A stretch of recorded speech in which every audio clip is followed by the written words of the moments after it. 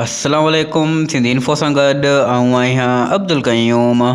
दोस्तो मां चैनल ते हिकु पोस्ट रखी हुई जंहिंमें तव्हां खां पुछियो वियो हो छा तव्हांजो यूट्यूब चैनल आहे।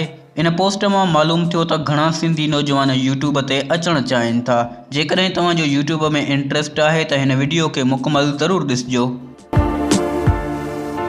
दोस्तों चैनल सिंधी में ठाहिणु घुरिजे या उर्दू में, इहो तव्हांखे मां वीडियो जे आख़िर में ॿुधाईंदुसि। सभ खां पहिरियां इहो ॾिसिजे त चैनल ठाहिणु छो घुरिजे। इहा केतिरी न बहितरीन ऐं दिलचस्प ॻाल्हि हूंदी हिकु अहिड़ो ज़रियो हुजे जंहिंमां तव्हां निंड पिया हुजो त बि पैसा ठही रहिया हुजनि। यूट्यूब बि ईअं ई अथव, हिकु चकर चैनल हली पए त पोइ तव्हां भली निंड पिया हुजो या मसरूफ़ हुजो पर तव्हांजो चैनल ऑनलाइन कमाईंदो पए। पोइ ॿुधायो भला चैनल छो न ठाहिणु घुरिजे। चैनल कीअं ठाहिजे। दोस्तों यूट्यूब चैनल ठाहिणु आसान आहे। सिंपली पंहिंजी जीमेल सां यूट्यूब में लॉगिन कयो। मथे कुंड में तव्हांखे आइकॉन या प्रोफाइल पिक्चर नज़र ईंदी, इन ते क्लिक कयो। हाणे यूअर चैनल ते क्लिक कयो। चैनल जो नालो वग़ैरह ॾियण खां बाद क्रिएट आ चैनल ते क्लिक कयो। तव्हांजो चैनल ठही वियो। कुझु सेटिंग्स करणी पवंदी आहे, उहा तव्हां बाद में सिखी वेंदव। दोस्तों यूट्यूब ते अचण खां पहिरियां चैनल जो मक़सदु ऐं टॉपिक ज़रूरु सोचे अचो, न त ईअं थींदो 30-40 वीडियोज़ खां बाद तव्हां वटि टॉपिक ख़तमु थी वेंदो। इन करे अॻु में ई सोचे अचो त कमु कहिड़ो करिणो आहे जीअं हमेशह लाइ हिते हली सघिजे। दोस्तों चैनल ठाहिण खां बाद कोशिशि कयो हफ़्ते में 2 वीडियोज़ लाज़मी अपलोड कयो, जीअं 4000 घंटा वॉच टाइम ऐं 1000 सब्सक्राइबर पूरा थी सघनि। जेकॾहिं तव्हां स्लो कमु कंदव त पोइ हीउ कमु बि स्लो थींदो। जेकॾहिं वॉच टाइम बि पूरो थी वियो आहे, सब्सक्राइबर बि पूरा थी विया आहिनि त तव्हां मोनिटाइज़ेशन लाइ अप्लाई करे सघो था।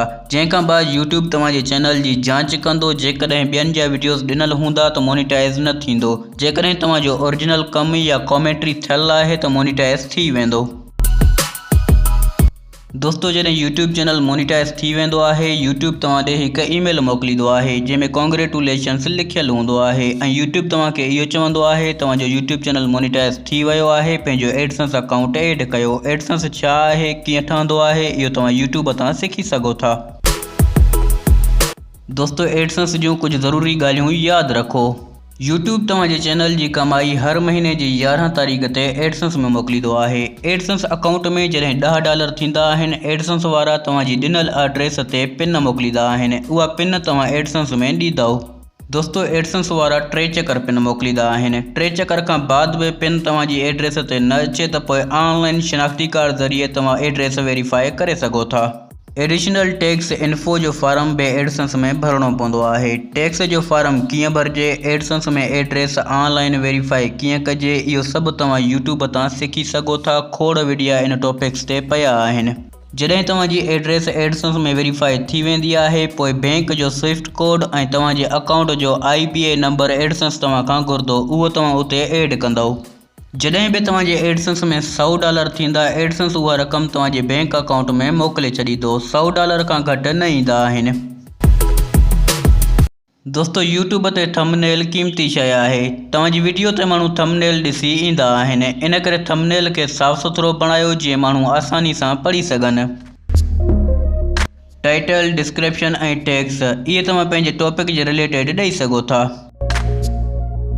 हाणे सवाल पैदा थिए थो त चैनल सिंधी में ठाहिणु घुरिजे या उर्दू में ठाहिणु घुरिजे। शायदि तव्हां वटि नौकिरी न हुजे या को सुठो कारोबार बि न हुजे। यूट्यूब खे रोज़गार जो ज़रियो बणाइणु चाहियो था त उर्दू में कमु कयो।